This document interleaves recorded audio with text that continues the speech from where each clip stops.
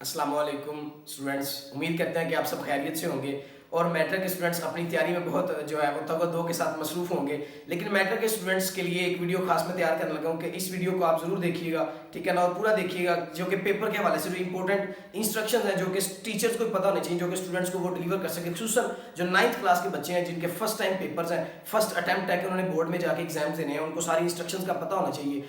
10th class के बच्चों को तो ऑलरेडी एक्सपीरियंस हो चुका है, लेकिन कुछ चीज़ें ऐसी हैं जो कि वो भी मिस्टेक करते हैं, वो गलती करते हैं और जो है बाद में नुकसान भुगतना पड़ता है। फर्स्ट ऑफ ऑल देखिए, मैंने प्रेजेंटेशन पर वीडियो बनाई कि आप पेपर को प्रेजेंट करें अच्छी तरह से, क्योंकि फर्स्ट इंप्रेशन जो पड़ता है वो आपके पेपर का इंपैक्ट बड़ा अच्छी तरह क्रिएट करता है, ठीक है ना। First impression is the last. उसके बाद आप जब आपको आंसर शीट मिल जाती है तो आप उसको सोचना विचार खत्म कर दें, आप जस्ट उसको फिलिंग करें, जो सारा आपका रोल नंबर है, पेपर कोड है, और बिल्कुल ध्यान से जो है दिमाग हाजिर दिमागी के साथ जो है उसको सॉल्व करें। कोई टफ नहीं होता, बिल्कुल कंफ्यूज नहीं होइएगा, तो आप इजी होकर उसको कंप्लीट करें। उसके बाद आता है पेपर स्टार्ट जब हम करते हैं, ठीक है ना। पेपर स्टार्ट करने के प्रेजेंटेशन के बाद जो है ना बड़ी चीजें स्टूडेंट्स मिस्टेक करते हैं कि एक होती है रोमन गिनती जो होती है, रोमन काउंटिंग, और एक होती है ये जो मैथ की काउंटिंग होती है 1 2 3 वाली, और एक रोमन होती है आई 2 आई एंड 3 आई, ठीक है। तो क्वेश्चन नंबर 2 जो होता है ना, वहां से आपका सब्जेक्टिव पार्ट शुरू होता है, तो वो आपने मैथमेटिकल फॉर्म में ही पुट करना है कि सवाल नंबर 2, ठीक है, या क्वेश्चन नंबर 2।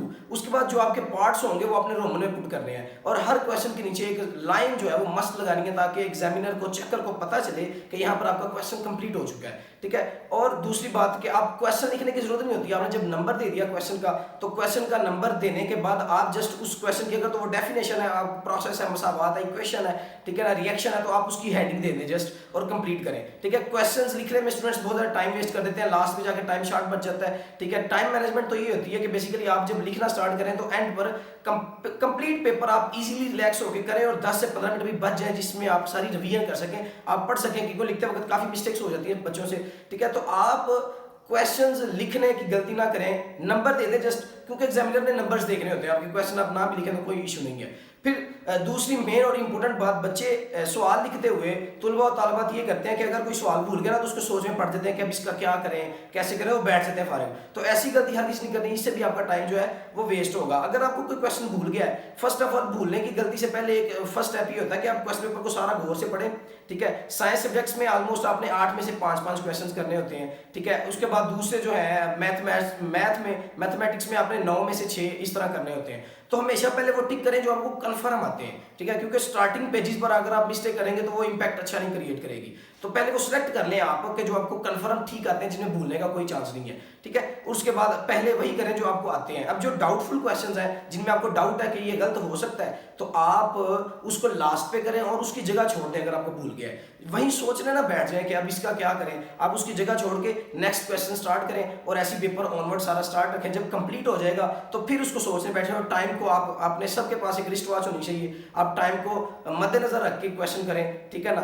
क्वेश्चन की मैनेजमेंट ये होती है अकॉर्डिंग टू मी के टोटल कुछ पेपर्स का टाइम 2 घंटे 10 मिनट होता है, सब्जेक्टिव पार्ट की बात हो रही है, और कुछ का 1 घंटा 45 मिनट होता है। तो आप उसके क्वेश्चंस के हिसाब से शॉर्ट क्वेश्चन इन 2 मिनट्स, ठीक है ना, और long question in 10 minutes. 10 minutes मैंने काफी ज्यादा बताए हैं, आप हेडिंग्स बना के इजीली उसको कर सकते हैं, ठीक है। आप शॉर्ट क्वेश्चन 2 मिनट के अंदर आपका कंप्लीट होना चाहिए। वो तब भी कंप्लीट होता है जब आपको आता होता है अच्छी तरह से। जब सोचने बैठते हैं तो 5 7 10 मिनट वेस्ट होते हैं, तो इससे आपको बहुत ज्यादा नुकसान होता है। लास्ट में कई बच्चे 5 नंबर का लॉन्ग क्वेश्चन छोड़ आते हैं, ठीक है। तो टाइम मैनेजमेंट करें, हर शॉर्ट क्वेश्चन जो है वो 2 मिनट के अंदर, और लॉन्ग क्वेश्चन 10 मिनट, ये आपकी टाइमिंग होनी चाहिए। और जब लास्ट पे आप जब पेपर सारा रीड आउट कर लें, क्योंकि टाइम बच रहा है अभी, रीड आउट करने के बाद आप सारी हेडिंग्स के नीचे अंडरलाइन करें, ठीक है। हेडिंग्स अंडरलाइन करेंगे तो प्रेजेंट अच्छी तरह से होगा।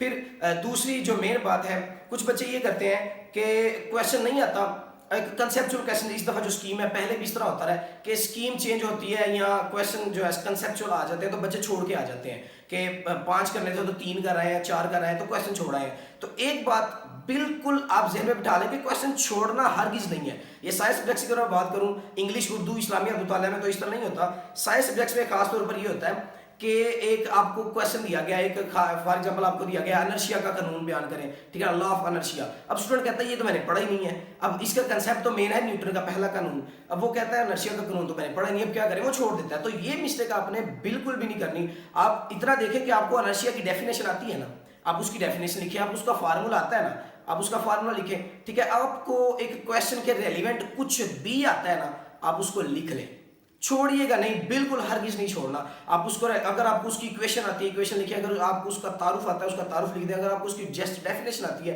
वो डेफिनेशन लिख दें, लेकिन उस क्वेश्चन को आपने छोड़ना हरगिज नहीं है, क्योंकि अगर आपने उसके रेलिवेंट कुछ भी लिखा होगा तो वो आपको एग्जामिनर एक आधा नंबर जरूर दे देगा 2 में से। तो क्वेश्चन छोड़ के आप बिल्कुल जो है ना वो पॉसिबिलिटी खत्म कर देते हैं कि कोई आपको नंबर मिलेगा। ठीक है जी, तो ये मेजर बातें जो कि स्टूडेंट्स को पता होनी चाहिए। उसके बाद एक बहुत बड़ी बात ये है कि क्वेश्चंस की नंबरिंग मैंने आपको बता दी है, प्रेजेंटेशन बता दी है, ठीक है, और फिर क्वेश्चन आपने कोई लिखा हुआ है उसके अकॉर्डिंग आपने लिखना है। फिर उर्दू में बच्चे एक मिस्टेक करते हैं कि पहले पेजेस पर 1-2 पेजेस पर बड़ा प्यारा लिखते हैं, ठीक है ना, आखिर वाले पेजेस पर बहुत गंदा लिखाते हैं। तो अपनी राइटिंग के अंदर कंसिस्टेंसी लाए कि आपकी राइटिंग 2 पेजेस लिखने के बाद खत्म हो जाती है, आपका हाथ दर्द करना शुरू हो जाता है, और वो बच्चे उर्दू में ऑलमोस्ट नंबर्स बहुत कम गेन करते हैं। तो आपकी राइटिंग प्रैक्टिस जितनी ज्यादा होगी आप उतना अच्छा लिख सकेंगे, क्योंकि 10-15 शीट्स आपने लिखनी होती हैं। तो आप घर से daily 2-4 pages Urdu writing, English writing में प्रैक्टिस किया करें, ताकि आपके जो है हाथ रमा हो सके।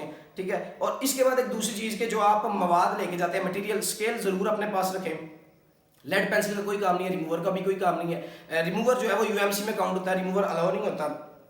फिर जो है आप अपने साथ इंक कैटरिज जरूर रखें, जो इंक की जो डब्बिया है वो जरूर पास रखें, और पेन जो है वो आप कोई ना कोई एक्स्ट्रा साथ रखें। और प्रेजेंटेशन के हवाले से जिनको कट मार्कर के साथ अच्छी तरह उनको लिखना आता है, तो हर पेपर के अंदर नई कट मार्कर यूज करें, क्योंकि एक दफा लिखने पर वो कट जो है वो उसका किनारे खराब हो जाते हैं। तो आप न्यू कट मार्कर यूज करें, इसकी आपकी प्रेजेंटेशन में ज्यादा खूबसूरती आएगी। ठीक है, और पेन, कुछ बच्चे ये बहुत बड़ी गलती करते हैं कि पेपर है जी तो नया पेन लेके चलते हैं, नए पेन से लिखेंगे ज्यादा प्यारा लगेगा। तो ऐसी गलती हरगिज ना करें। जो आपका स्मूथ पेन है, जो आप काफी अरसे से यूज कर रहे हैं, जितना ज्यादा पुराना पेन होगा वो आपको उतना ही ज्यादा जो है वो आउटपुट ज्यादा देगा और वो प्यारा लगेगा। ठीक है, और रवा पेन जो है वो स्मूथ चलने वाला, उसको आप यूज करें। उसकी राइटिंग भी थोड़ी सी जो है वो शार्प होती है, मोटी होती है, और आपकी वो राइटिंग में खूबसूरती लाता है। तो पेन एक्स्ट्रा भी साथ रखें और स्मूथ रखें पेन जो है आपके पास। मार्कर्स यूज करें प्रेजेंटेशन के लिए, ब्लैक मार्कर भी आप यूज करें, कट मार्कर के साथ आप विदाउट कट मार्कर भी साथ लेके जाएं। ठीक है, और टाइम मैनेजमेंट जो मेन चीज है, मैं बार बार रिपीट कर रहा हूँ कि टाइम मैनेजमेंट को मद्देनजर रखें, और क्वेश्चंस को छोड़ना हरगिज नहीं है। आप लोगों ने,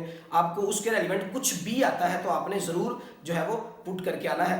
तो ये इंपॉर्टेंट जो इंस्ट्रक्शंस ही आपको मैंने बताई हैं, इन पर जरूर फॉलो कीजिएगा, इनको जरूर जो है ना अमल कीजिएगा। तो बेस्ट ऑफ लक आप सब के लिए। 1-2 दिन बाद जो है 10th का पहला पेपर है, तो अल्लाह पाक आप सबको कामयाब करे। Thank you.